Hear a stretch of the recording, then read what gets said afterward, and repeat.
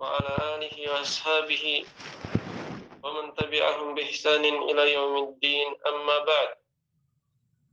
Baik, Alhamdulillah pada pagi hari ini kita kembali melanjutkan pelajaran kita dalam membahas kitab At-Tuhfatul Musabiyyah fi Tashil Matn al-Ajurrumiyah. Dan kita sudah masuk di dalam pembahasan La an-Nafy lil Jins. Kemarin pembahasan kita yang terakhir kita sudah menyinggung tentang isimnya la nafya lil jins, bahwa isimnya la nafya lil jins terbagi tiga. Ada yang mufrad, ada yang mudhaf, dan ada yang serupa dengan mudhaf. Nah, mufrad, definisi mufrad di pembahasan ini sama dengan definisi mufrad di pembahasan munada, yaitu selama bukan mudhaf dan selama bukan serupa dengan mudhaf berarti dia mufrad.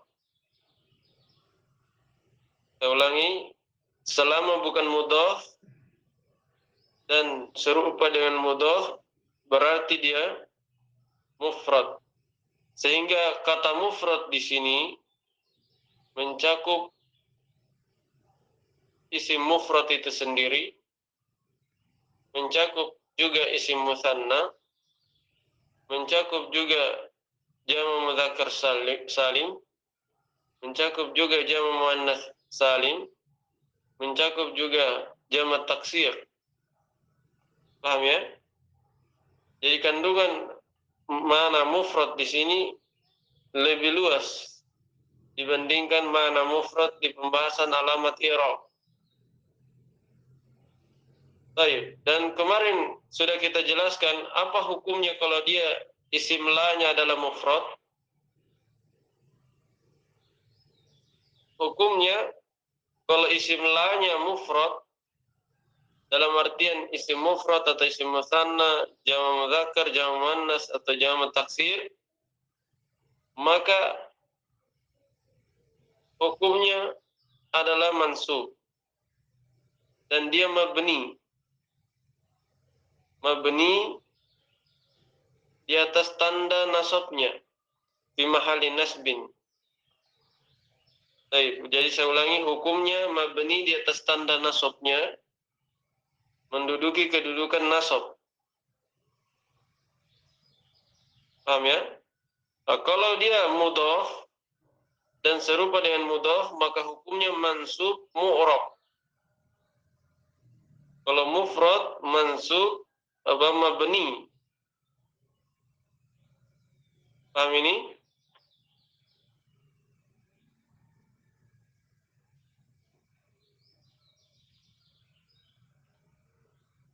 Hah? Ya, Ustaz.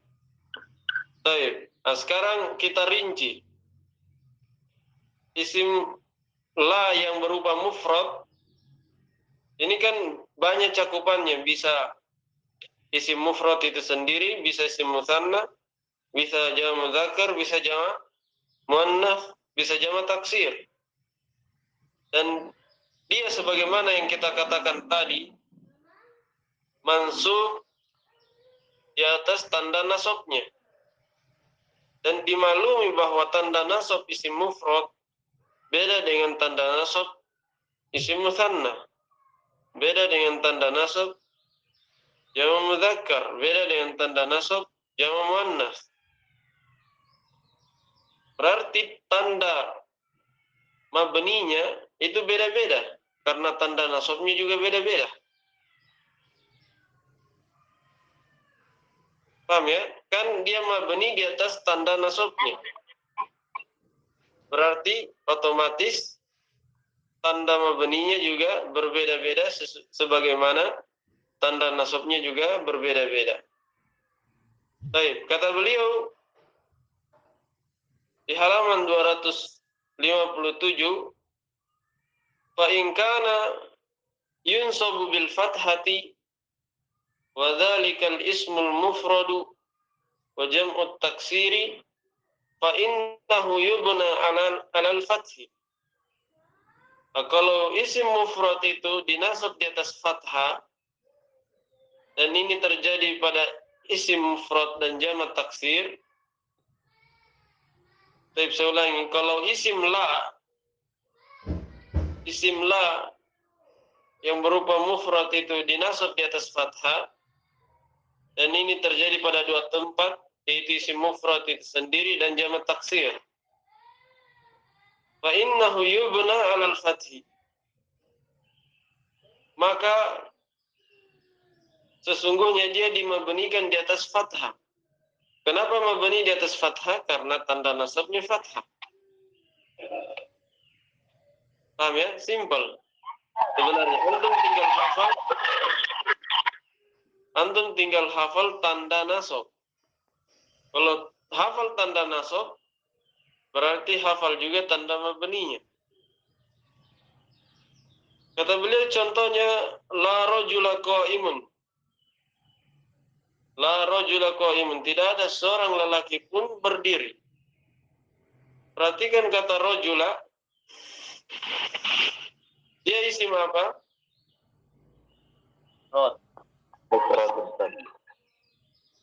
Baik, tanda nasabnya isim mufrad fathah. Oleh karena itu, tanda mabninya juga fathah. La rajula. La rajula. Rajula isim la nafil jins. Dia mabni di atas fathah fi mahalli nasbin. Khabarnya qaimun. Contoh yang kedua, wala rijala qiyamun. Tidak ada para lelaki yang berdiri. Kata rijala itu jamak taksir dari rajul. Dan dia jamak taksir itu sama dengan isim mufrad, tanda nasabnya fathah. Oleh sebab itu, maka tanda mabninya juga fathah. Paham ya? Kata Syekh, fakullun min rajula wa rijala ismula mabniun alal fathi fi mahalli nasbin. Maka setiap dari kata rajul dan rijal adalah isimnya la, mabni di atas fathah, menduduki kedudukan nasab. Wa kullun min qa'imun wa qiyamun khabaruha. Dan setiap dari kata qa'imun dan qiyam adalah khabar keduanya. Itu khabar la, khabarnya qa'im, khabarnya rajula, qiyamun khabarnya rijala. Jelas ya? Nah, itu kalau dinasab di atas fathah. Kemudian yang kedua, wa in kana yunsabu bil kasrati niabatan anil fathati wa dzalika jam'ul muannatsi as-salimu fa innahu yubna 'alal kasri. Apabila isim la itu dimabnikan di atas kasra atau dinasab dengan kasra sebagai pengganti dari fathah, yang nasab dengan kasra ini di mana? Terjadi di mana? Di jamak muannats salim. Maka kata beliau, fa innahu yubna 'alal kasri. Maka dia dimabnikan di atas kasra karena jamak muannats salim mansub dengan fathah, makanya dia mabni di atas kasra. Contoh, nahu la muslimati qa'imatun. Tidak ada para muslimah berdiri. Tidak ada yang berdiri. Kata muslimati itu isim la. Dia dimabnikan di atas kasra, muslimati. Kenapa? Karena tanda nasabnya adalah kasra. Karena tanda nasabnya adalah kasra. Jelas ya? Qaimatun khabarnya. Fa muslimati ismul la mabniun 'alal kasri fi mahalli nasbin wa qaimatun khabaruha. Jadi muslimat adalah isim la mabni di atas kasra menduduki kedudukan nasab. Wa qa'imatun khabaruha. Sementara qaimat adalah khabarnya. Dipahami ya? Nah, itu yang kedua. Isim la mabni di atas kasrah. Nah, sekarang yang ketiga, wa in kana yunsabu bil ya'i niyabatan anil fathati wa dzalika al musanna wa jam'ul mudzakkar salim. Fa innahu yubna 'alal ya'i. Apabila isim la dinasab dengan ya niyabatan anil fathah sebagai pengganti dari fathah, dan ini terjadi di mana yang nasabnya dengan ya, kata beliau terjadi pada isim musanna dan jama mudzakkar salim pada dua tempat. Karena dia nasabnya dengan ya, fa innahu yubna 'alal ya, maka dia dimabnikan di atas ya. Intinya bahwa apapun tanda nasabnya, maka demikian pula tanda mabninya sama. Kalau nasab dengan fathah, maka mabni dengan fathah. Kalau nasab dengan kasrah, mabni di atas kasrah, mabni di atas kasrah. Kemudian kalau dia nasab dengan ya, mabni di atas ya. Contoh, nahu la rajulaini qa'imani. Rajulain isim musanna mabni di atas ya, menduduki kedudukan nasab sebagai isim la. Qa'imani khabarnya. Wa nahu la muslimina qa'imuna. Tidak ada kaum muslimin berdiri. Kata muslimin jamak mudzakkar salim mabni di atas ya, menduduki kedudukan nasab sebagai isim la. Fa kullun min rajulaini wa muslimina ismul la mabniun 'alal ya'i fi mahalli nasbin. Maka setiap dari kata rajulaini dan muslimaini, rajulaini dan muslimina, ia adalah isim la mabni di atas ya, menduduki kedudukan nasab. Nah, wa ma ba'daha khabaruha. Wa ma ba'dahu khabaruha. Dan apa-apa yang setelahnya itu adalah khabarnya. Maksudnya qa'imani dan qa'imuna. Qa'imani dan qa'imuna adalah khabarnya. Paham ya? Itu contoh dari ucapan biasa. Sekarang boleh contohkan dari Al-Qur'an. Wa mithaluhu ay al-mufrad. Contohnya yaitu al-mufradi, contohnya isim mufrad menjadi isim la minat tanzili dari Al-Qur'an yang diturunkan. Qauluhu jalla dzikruhu adalah firman Allah jalla dzikruhu, dzalikal kitabu la raiba fihi. Demikianlah itu adalah kitab. Demikian itu adalah apa? Kitab la raiba fihi. Syahidnya la raiba fihi, tidak ada sedikit pun keraguan, tidak ada keraguan sedikit pun juga fihi di dalamnya. Jadi di sini dinafikan keraguan dengan penafian yang mutlak, penafian yang menyeluruh. Tidak ada sedikit pun juga keraguan di dalamnya. Maka kata roiba itu isim mufrad. Isim mufrad menjadi isim la sehingga mabni di atas fathah. Kenapa mabni di atas fathah? Karena dia tanda nasabnya adalah fathah. Paham ya? Baik. Kemudian kata beliau, faroiba ismullah mabniun alal fathi. Maka kata roiba dia isim la mabni di atas fathah fi mahalli nasbin, menduduki kedudukan nasab. Wa fihi jarun wa majrurun muta'alliqun bi khabariha al-mahdhufi. Sementara fihi, kata fihi jar majrur, terikat dengan khabarnya yang mahdhuf. Wa taqdiru la raiba hasilun fihi. Dan takdirnya adalah tidak ada keraguan yang terdapat di dalamnya. Yang terdapat atau yang ada di dalamnya. Jelas ya?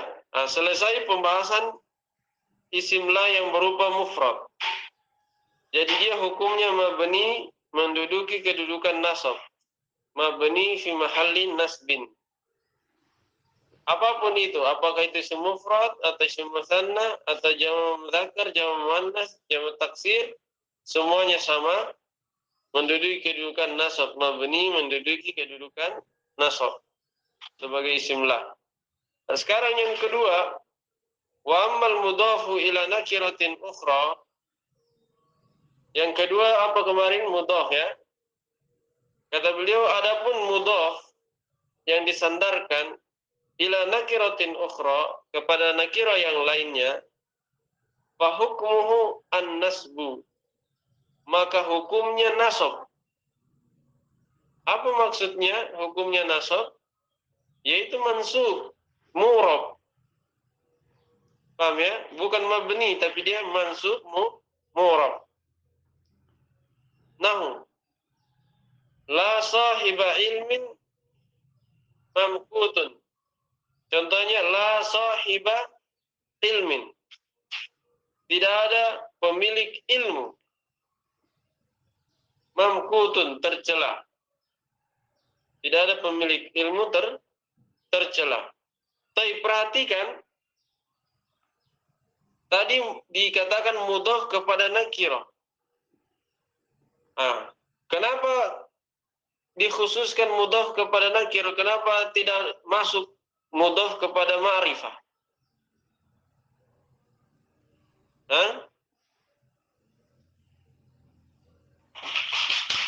Kenapa mudhaf pada nakirah saja? Siapa tahu? Pertama, Ustaz. Karena syarat pertama itu isim kalau nakiro bertemu ma'rifah menjadi ma'rifah, sementara isim la nafiyul jins harus nakiro. Baik. Jadi isim la nafiyul jins syaratnya kemarin harus nakiro. Isim dan khabarnya sama-sama nakiro. Kalau dia diidhafakan kepada ma'rifah, maka jadinya ma'rifah. Dan itu melanggar syarat. Makanya beliau katakan harus mudhaf kepada nakiro yang lainnya. Nakiro mudhaf kepada nakiro. Kata beliau, la sahiba ilmin. Sahiba nakiro. Ilmin juga nakiro. Nakiro disandarkan pada nakiro, jadi nakiro. Tetap nakiro. Walaupun sudah dikhususkan, tapi tetap dianggap nakiro. Baik, sekarang apa hukumnya? Sahiba, dia mudhaf. Karena itu ketika kemasukan la nafiyul jins, dia mansub. Dan dia mu'rab, tidak mabni lagi seperti si mufrad sebelumnya. Kalau dia mudhaf, maka dia mu'rab mansub. Baik, mamkutun khabarnya. Kalau ilmin mudhaf ilaih dari sahiba. Kata beliau, fa sahiba ismul la mansubun biha. Sahiba adalah isimnya la, dinasab oleh la. Wa alamatu nasbihi al-fathatu zahiratu ala akhiri. Dan alamat nasabnya adalah fathah yang nampak pada huruf terakhirnya. Wa huwa mudhafun. Dan sahiba di contoh tadi dia mudhaf. Wa ilmin mudhafun ilaih. Dan ilmin adalah mudhafun ilaihnya. Wa mamkutun khabaruha. Dan mamkut adalah khabarnya la. Jelas ya? Selesai. Yang kedua, mudhaf kepada nakirah. Jadi hukumnya ketika masuk la dia mansub mu'rab.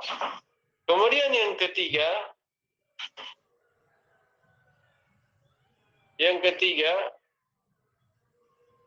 wa amma syabihu bil mudhafi wa huwa mattasala bihi syai'un min tamami ma'nahu. Yang ketiga kemarin apa? Yang serupa dengan mudhaf. Nah, yang serupa dengan mudhaf ini, kenapa dia dikatakan serupa mudhaf? Sudah kita terangkan kemarin. Dan penulis juga menerangkannya atau pensyarah menerangkannya di sini. Serupa dengan mudhaf, maksudnya adalah apa yang bersambung dengannya sesuatu atau kata yang lain yang menyempurnakan maknanya. Paham? Serupa dengan mudhaf maksudnya kata yang bersambung dengan kata yang lain yang menyempurnakan maknanya. Maksudnya sebagaimana mudhaf itu butuh kata setelahnya untuk menyempurnakan maknanya, maka demikian pula dengan syabih bil mudhaf yang menyerupai mudhaf. Dia membutuhkan kata setelahnya untuk menyempurnakan maknanya. Jadi punya kemiripan antara mudhaf dan dia.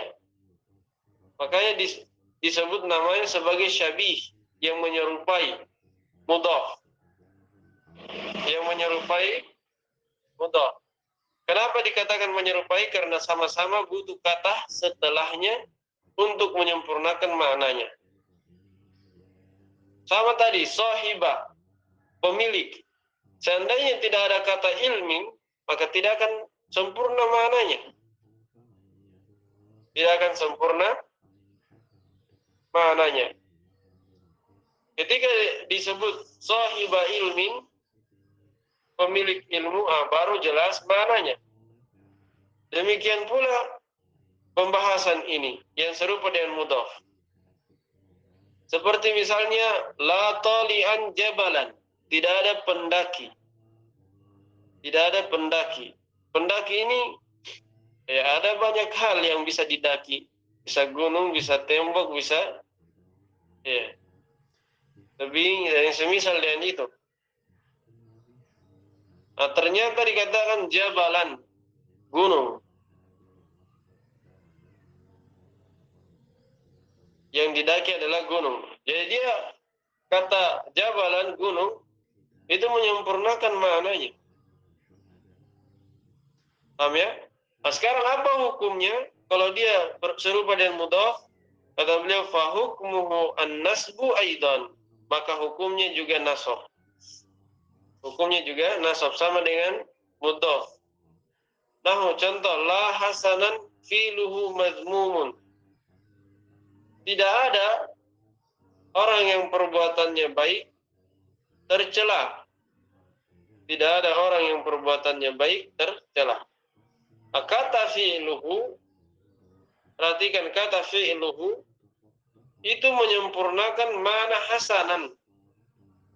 Tidak ada orang yang baik.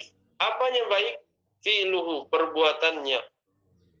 Jadi dia menyempurnakan maknanya. Makanya disebut serupa dengan mudhaf. Baik. Fahasanan ismullah mansubun biha. Maka kata hasanan pada contoh barusan, dia adalah isim la dinasab oleh la. Wa alamatu nasbihi al-fathah. Alamat nasabnya adalah fathah. Wa huwa sifatun musyabbahatun ta'malu amal al-fi'l. Dan dia yaitu apa? Hasanan, dia sifat musyabbahah. Dia kata sifat yang menyerupai isim fa'il. Sifatul musyabbahah itu kata sifat yang menyerupai isim fa'il. Nah, kata sifat yang menyerupai isim fa'il ini beramal amalan fi'il.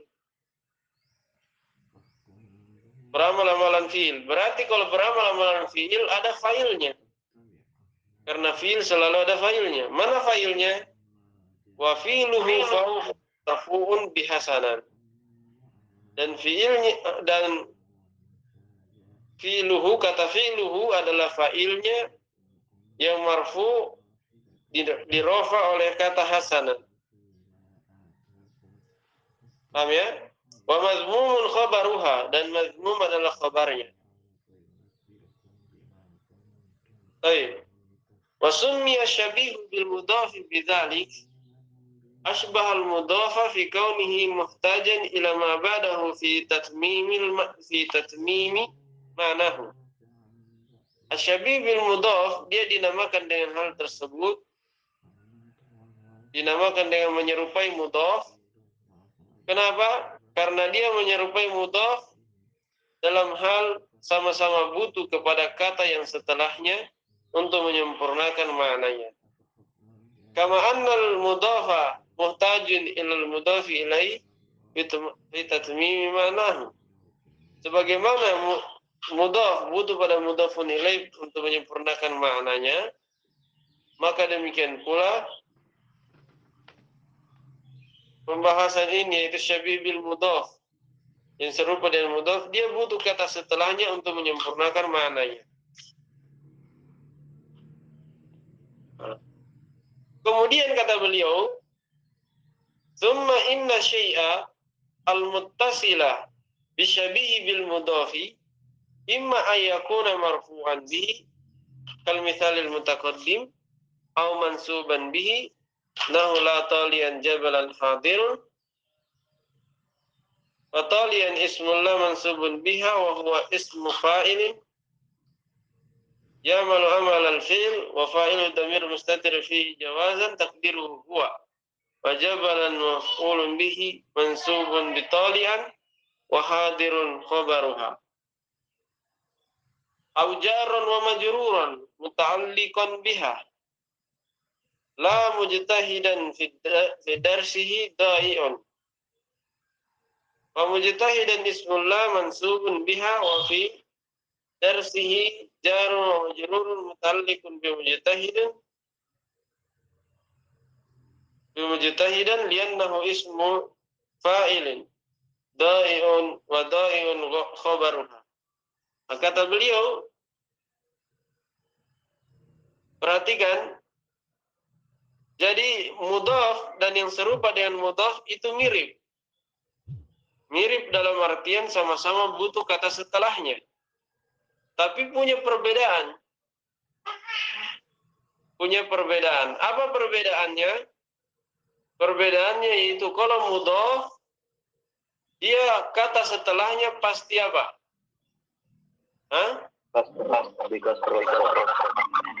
Pasti majrur. Ya kan?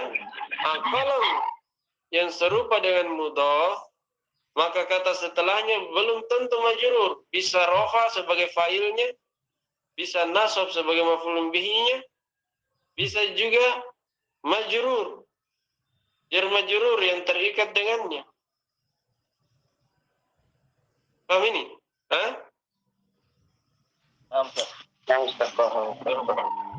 Antum cermati perbedaannya. Jadi mirip, tapi punya perbedaan. Perbedaannya, kalau mudhaf setelahnya pasti majrur, kalau serupa dengan mudhaf belum tentu majrur, bisa rafa, bisa nasab, bisa jar majrur. Nah, sekarang beliau katakan kemudian sesungguhnya sesuatu yang bersambung dengan yang serupa dengan mudhaf kadang dia marfu, seperti contoh yang pertama tadi, la hasanan fi'luhu. Fi'luhu kan rafa, fa'ilnya. Au mansuban, atau dia kadang mansub, dinasab olehnya. Contoh, la tolian jabalan, tidak ada pendaki gunung. Pendaki itu dia isim fa'il beramal amalan fi'il. Kalau ada mendaki berarti ada yang didaki. Apa yang didaki? Jabalan, gunung. Paham ya? Kata beliau, fatalian ismul la mansubun biha. Jadi talian adalah isim la mansub dengannya. Wa huwa ismu fa'ilin ya'malu amal al-fi'il. Dan talian kan isim fa'il. Talian fa'il. Dia beramal amalan fi'il. Kalau beramal amalan fi'il berarti ada fa'ilnya. Mana fa'ilnya? Wa fa'iluhu damirun mustatirun fihi jawazan. Fa'ilnya adalah damir mustatir yang ada padanya jawazan, secara boleh. Takdiruhu huwa. Takdirnya adalah huwa. Fa'ilnya mustatir. Sebagaimana fi'il bisa mustatir fa'ilnya, maka isim yang beramal amalan fi'il juga fa'ilnya juga bisa mustatir. Baik. Wajabalan, terus jabalan kenapa nasab? Kan kalau tolian dia isim la, nasab juga. Jabalan kenapa nasab? maf'ulun bihi mansubun bi talian. Dia maf'ulun bihi dinasab oleh talian. Wa hadirun khabaruha, sementara kata hadirun adalah khabarnya. Paham ya? Jadi bisa rafa bisa nasab. Au jarran wa majruran muta'alliqan bihi, atau bisa juga jar majrur terikat dengan yang serupa dengan mudhaf. Contoh, la mujtahidan fi darsihi dha'iun. Tidak ada yang sungguh-sungguh. Kata sungguh-sungguh ini tidak sempurna maknanya kecuali ada kata setelahnya, fi darsihi. Tidak ada yang sungguh-sungguh dalam pelajarannya gagal. Maksudnya pasti berhasil. Kemungkinan besar berhasil. Paham ya? La mujtahidan fi darsihi dha'iun. Tidak ada yang bersungguh-sungguh. Sungguh-sungguh dalam hal apa? Dalam hal pelajarannya. Jadi fi darsihi jar majrur itu terikat dengan kata mujtahidan dan dia adalah jar majrur yang menyempurnakan makna mujtahidan. Kata beliau, fi darsihi jarun wa majrurun. Dia jar majrur, muta'alliqun bi mujtahidan, terikat dengan kata mujtahidan. Liannahu ismu fa'ilin. Karena mujtahidan itu isim fa'il. Kalau dia isim fa'il berarti beramal amalan fi'il. Dan kalau beramal amalan fi'il berarti bisa dijadikan sebagai tempat terikatnya sesuatu. Seperti jar majrur atau dzarf.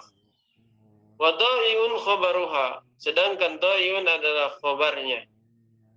Dha'iun adalah khabarnya. Jelas ya? Baik, selesai pembahasan isimnya la nafiyal lil jins. Kemarin sudah kita terangkan syaratnya ada 3. Isim dan khabarnya nakiro.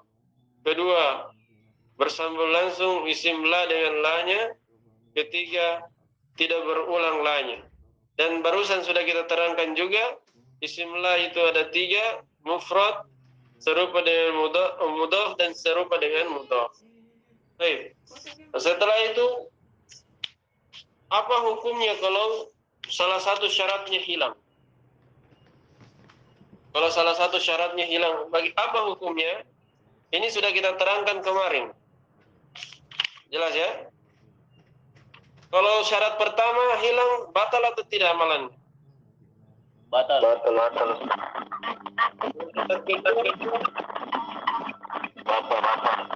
Batal juga. Kalau terpenuhi 2 syarat pertama tapi tidak terpenuhi syarat ketiga, Boleh beramal. Beramal boleh tidak. beramal boleh tidak. Kata pensyarah di halaman 260, saya katakan bahwa qad taqaddama anna Allah an-nafiyata lil jinsi la ta'malu hadzal amala wujuban illa bi thalathati syurutin. Sungguh telah berlalu bahwa la nafiyal lil jins, dia tidak beramal amalan ini, yaitu tidak beramal amalan inna secara wajib kecuali dengan terpenuhi 3 syarat. Kata tahtalla syuruti lam yajib ihmaluha bal qad yajibu ihmaluha.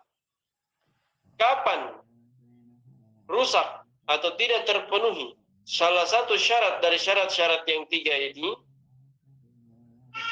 maka tidak wajib beramal. Bahkan kadang batal amalannya. Nah, ini sudah kita rinci ya, kapan batal, kapan tidak wajib. Kalau batal pada saat melanggar syarat pertama dan kedua, kalau tidak wajib itu pada saat melanggar syarat yang ketiga. Wa bayanu dzalika, dan penjelasan akan hal itu kita katakan bahwa kita katakan bahwa idza ikhtalla syartul awwalu bi an dakhalat la ala ma'rifatin wajib hinaidin ilghaha wa takraruha.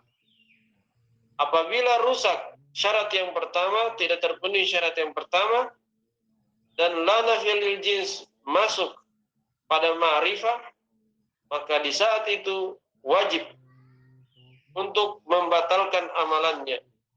Wajib ilgha, wajib membatalkan amalannya. Dan wajib takror, wajib diulang lanya. Contoh, nahu la zaidun qa'imun wala amrun. La zaidun qa'imun wala amrun. Tidak ada Zaid berdiri dan tidak pula amr. Fala nafiyatun lil jinsi mulghatun la amala laha. Maka la pada contoh ini adalah la nafiyah lil jins. Mulghah, tidak beramal. Tidak beramal lagi. Kenapa tidak beramal?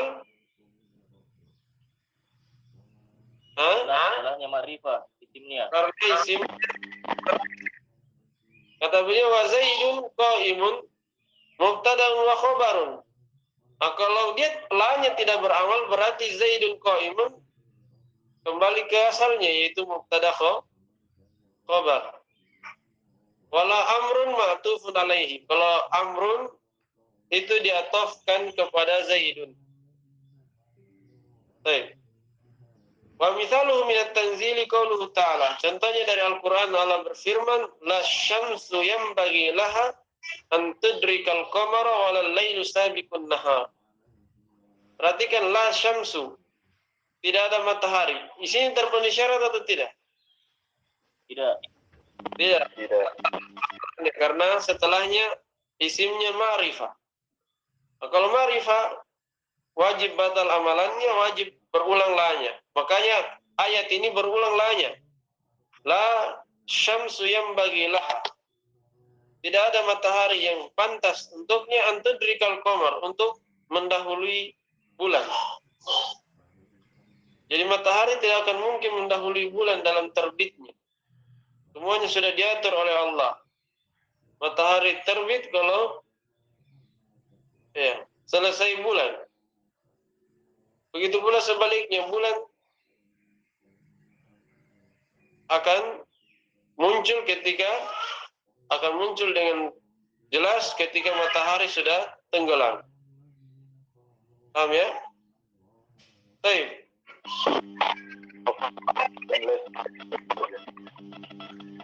Dan hari juga tidak akan pernah mendahului malam siang hari. Malam tidak akan pernah mendahului siang. Siang tidak akan pernah mendahului malam. Di situ berulang lanya. Berarti sudah cocok ya. Lanya tidak beramal dan lanya berulang. Karena melanggar syarat yang pertama. Yang kedua kata beliau wa idza ikhtalla syartu tsani. Kalau syarat yang kedua tidak terpenuhi, bi anfusila bainallah wasmiha fasilun. Di mana ada pemisah antara la dan isimnya. Wajib aidan ilghauha. Maka wajib juga dibatalkan. Jadi kalau melanggar syarat kedua wajib batal. Wa takraruha, dan wajib berulang lanya. Contoh, la fid dari rajulun wa la imra'atun. Tidak ada di dalam rumah seorang lelaki dan tidak pula seorang wanita. Kata rajulun itu isim la, tapi terpisah dengan fid dari. Sehingga dia tidak terpenuhi syarat kedua, makanya batal amalannya, wajib. Fala nafiyatun lil jinsi. Maka la pada contoh ini adalah la nafiyah lil jins, mulghatun, tidak beramal, la amalalah. Tidak ada amalannya. Wa fid dari jarun wa majrurun muta'alliqun bi mahdhufin khabarun muqaddam. Sementara kata fid dari kan tadi la fid dari rajulun wa imra'atun. Fid dari itu dia jar majrur terikat dengan yang dihapus yaitu khabarnya. Wa rajulun, sedangkan rajulun mubtada'un muakhkharun, adalah mubtada yang diakhirkan. Wala imra'atun, imra'atun ia ma'tufun alaihi, diatofkan kepada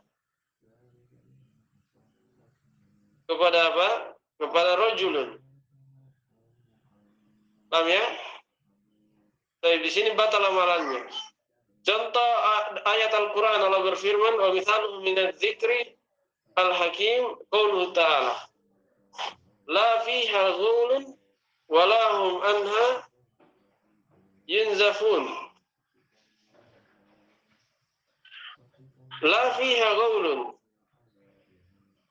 di dalam khamar di surga itu tidak ada hal yang memabukkan.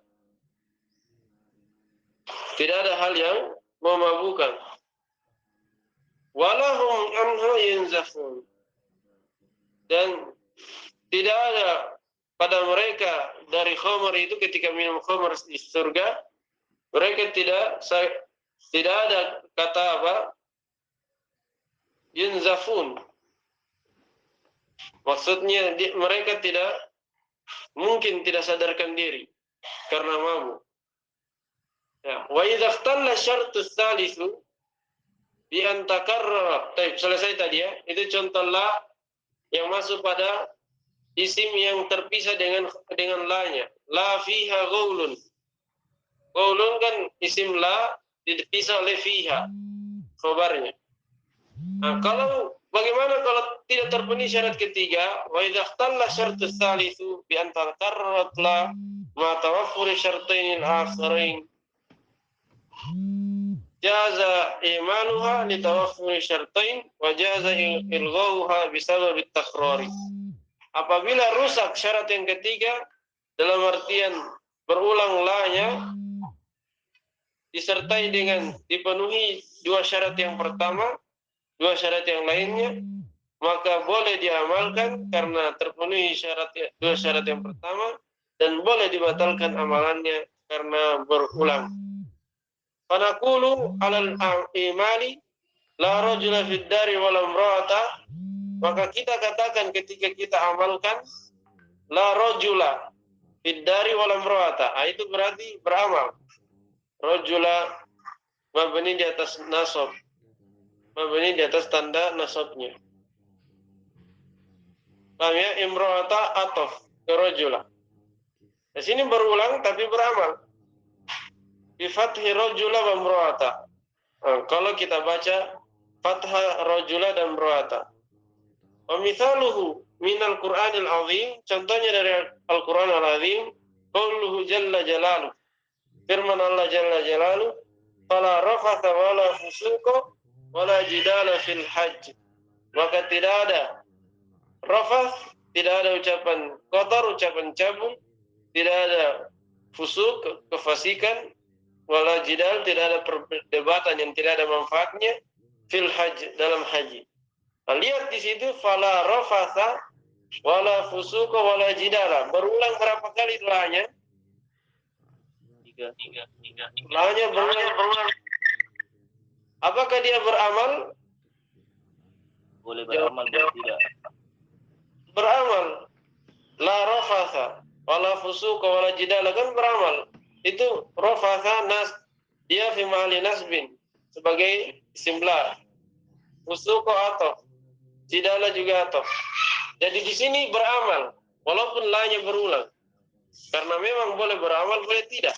Nah, contoh yang tidak beramal, kata beliau, wataqulu alal ilgha, engkau katakan ketika tidak mengamalkannya, la rajulun fid dari wala imra'atun. Bi rafi rajulun wa imra'atun. Tidak ada lelaki dalam rumah dan tidak ada perempuan. Di situ rajulun imra'atun rafa. Wa mithaluhu minal kitabil aziz qauluhu ta'ala. Contohnya dari Alkitab Al-Aziz adalah firman Allah Subhanahu wa ta'ala. La bai'un fihi wala khilal. Tidak ada di akhirat itu perniagaan dan tidak ada pula pertemanan. Tidak ada perniagaan, misalnya dosanya ditebus dengan uang misalnya atau dengan harta, tidak ada. Tidak ada pula pertemanan, maksudnya seseorang tidak bisa membantu orang lain sebagaimana teman di dunia. Di akhirat tidak ada yang seperti itu. Semuanya akan mempertanggungjawabkan amalannya masing-masing. Baik, kata la bai'un.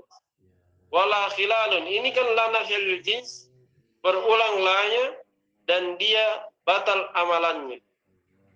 Kesimpulannya bahwa kalau dia la nafiyal jins berulang lanya, maka boleh batal amalannya, boleh beramal. Paham ya? Baik, selesai alhamdulillah pembahasan la nafiyal jins. Ada pertanyaan? Fadhil. Tidak ada yang afdal di situ, Sadik. Boleh dua-duanya. Boleh salah satu. Yang lain? Ini Ustaz, afwan. Kobarnya lain Ustaz. Apakah selalu di dekat dia atau kadang jauh? Khobarnya lah biasanya dekat, tapi kadang juga jauh, itu sedikit. Kapan dia jauh? Kalau berulang banyak kali lanya. Kalau berulang banyak kali lanya. Paham ya? Kadang juga dikedepankan kobarnya Ustaz. Iya, karena tadi dikedepankan. Kadang dikedepankan. Kalau dikedepankan khobarnya otomatis Tidak beramal. hanya batal. Kalau dikedepankan khobarnya dan memisahkan dia dengan isimnya, itu menjadi batal amalannya. Terus yang lain? Terus bagaimana caranya saya tahu ini Ustaz, isim fa'il yang beramalan fi'il Ustaz? Semua isim fa'il itu beramalan fi'il. Kalau ada alif lamnya semuanya beramal. Tapi kalau tidak ada alif lamnya, maka ada syaratnya. Amalan fi'il. Ini akan dipelajari di Mutammimah insyaallah.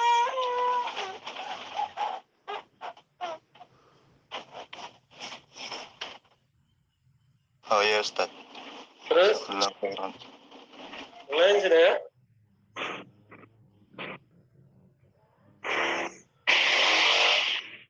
Sudah. Subhanakallahumma wa bihamdika asyhadu an la ilaha illa anta astaghfiruka wa atubu ilaik. Syukran Ustaz. Jazakallahu khairan.